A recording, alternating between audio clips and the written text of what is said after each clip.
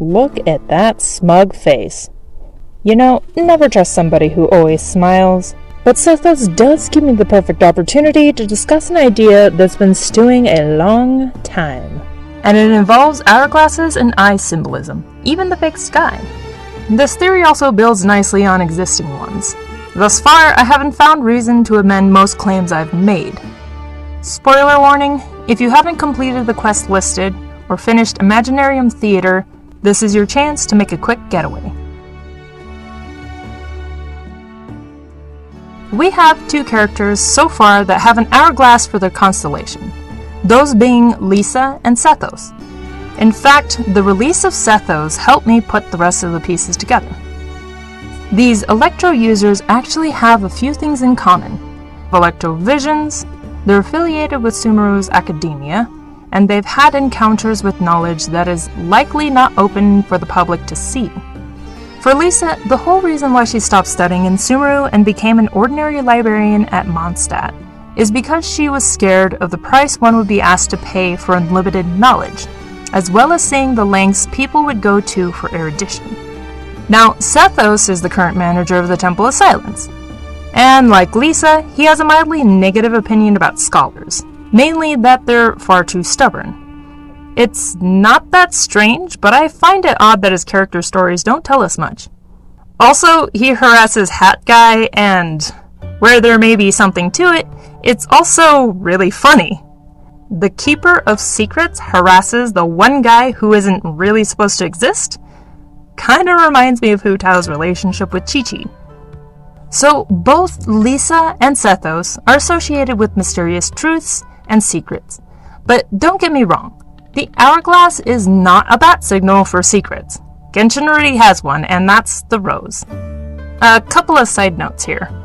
Lisa does have a rose on her constellation. This makes me think that she, in fact, knows secret truths. Possibly a forbidden truth?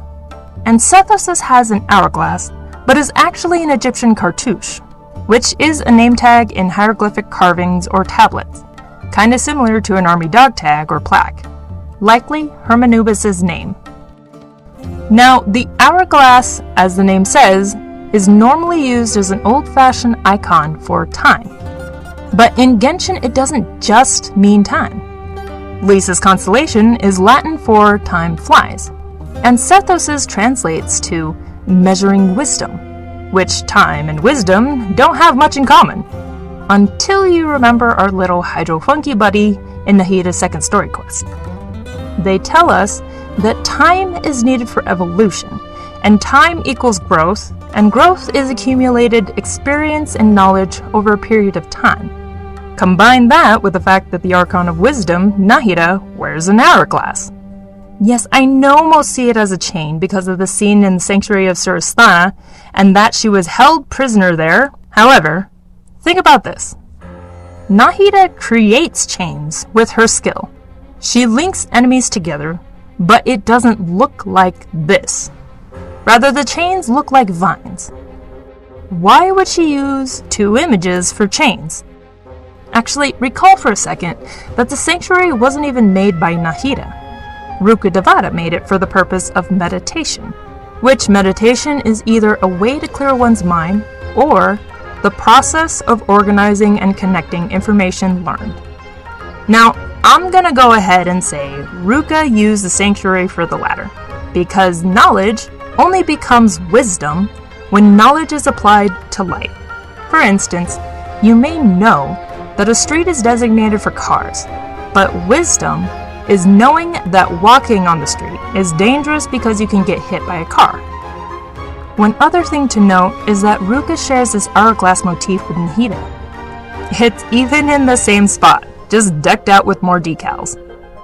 On another side note, Nahida's underling, Wanderer, also has this symbol on his hat, but it's not strange for a servant of the God of Wisdom to have symbolism identifying them as such.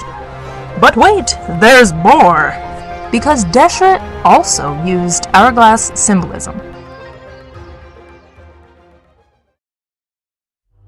On Sethos' friendship card, we receive the meaning for Sethos' Ba fragment symbol, which is an hourglass with a flame. the Temple of Silence also borrows the symbol as their logo. The card reads, "This Ba fragment resembles an hourglass. It represents King Deshret's rule over both Upper and Lower Sutek. As for the light, or flame within, it stands for the wisdom of Ermenubul." Upper and Lower Sutek are real places we can visit, but what's really important is the fact that Deshret chose this symbol to represent his rule, his domain, and himself, even going so far as to build a giant hourglass-shaped skyscraper. And we pretty much established that the hourglass is a pseudo-symbol for wisdom. As a matter of fact, this is not off-brand. In the first act of the Sumeru Archon quest, we talked to some Aramites from Ain al-Ahmar. When asked about King Deshret, Tariq tells us, "King Deshret was the rightful god of wisdom, but he was betrayed by a companion he trusted. She even stripped him of his title, God of Wisdom." If you remember that, good for you. But I think all this proves that Deshret actually was the God of Wisdom. Besides, you don't make a grand statement like this unless if it means something. Imagine the insane amount of time and resources this would take. There is another thing about the mausoleum I will note in this context. Be warned, this next part is where we lace red string over corkboard. Now, for the longest time, I believed that the hourglass was a symbol for the world, rather its shape. And actually, that still works. See, an hourglass has two connected sides, perpetually vying for the contents inside. And for those who know about the Sea of Quanta and the imaginary tree, you might see where I'm going. As I see it, these two halves rely on the other for fuel, but also try to destroy its counterpart. In Genshin, this should be Tevat and the Abyss, Dream and Chaos. If you want to know why I call Tevat a dream, see these videos. Now, in the World Quest Dual Evidence, the top of the mausoleum is only accessible from the Great Hall of Truths. Symbolically, you gotta traverse the depths of truth to ascend. Those who understand truth can move freely to the other side. Disclaimer, ascending in this context might mean a vacay to the abyss. Again, I find it very suspicious that the original God of Wisdom, who also took a dip in forbidden knowledge, built his memorial in the shape of an hourglass. I mean, he could have just built a pyramid and slapped a sticker on it. So what the hourglass would really mean is not only wisdom, nor time that gathers wisdom, but the world's wisdom. One could say the world's history. To support this, Nahida is the avatar of Irminsul, the literal recorder of the entire world. One other thing I will point out is that Deshret probably wanted nothing to do with Celestia. They literally offered him a Gnosis and he gave them the cold shoulder. Either he didn't agree with their goals or methods, or understood the Gnosis was part of some dead guy and was like, ew. But consider the possibility that Celestia is responsible for hiding the truth of this world with a fake sky. This is not stated outright in-game, yet we don't have a lot of suspects for this.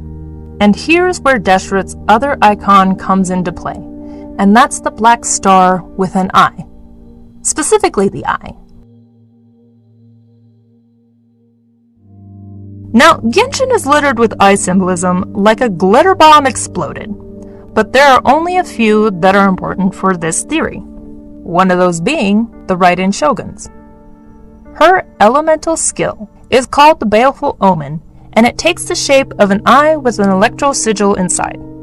Now, two things are very significant about Raiden. The first being that the skill is her literally opening a small rift to the plane of Euthymia.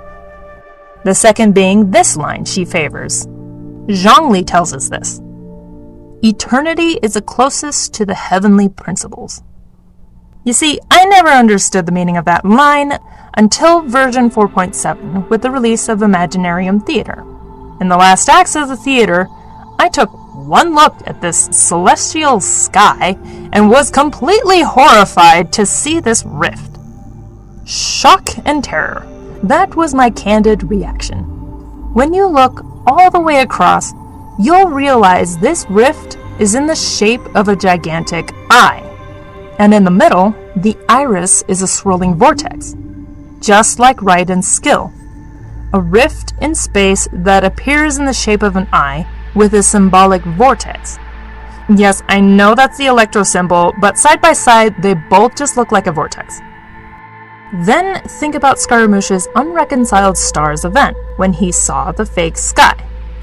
If he saw a gigantic eye appear in the sky in this manner, it kinda explains why he was scared at this revelation.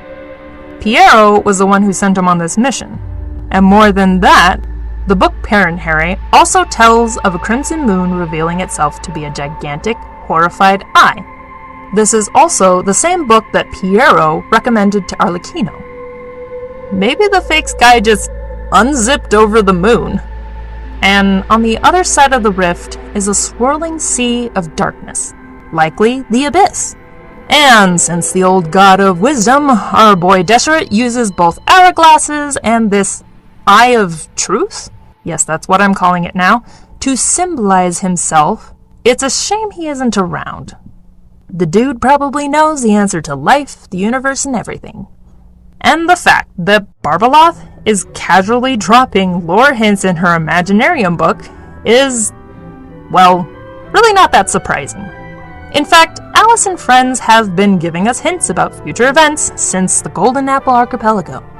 Oh, and look at that, they're at it again. Hooray! Well, that's enough red string weaving for today. Whether you buy into the theory or not, I hope this gave you thoughts to think. Many thoughts. As a side note, I previously thought that Alice and Co. were chilling in some kind of dragon's realm off the radar. But after all this Imaginarium jazz, this dream-colored domain key, and this fantastical space in perpetual motion, I will amend to say they probably just made their own imaginary space. Kinda like our teapot. But there will be another video entirely, 'cause I'm done with this one. This is Say No to Kraken. I'll catch you later.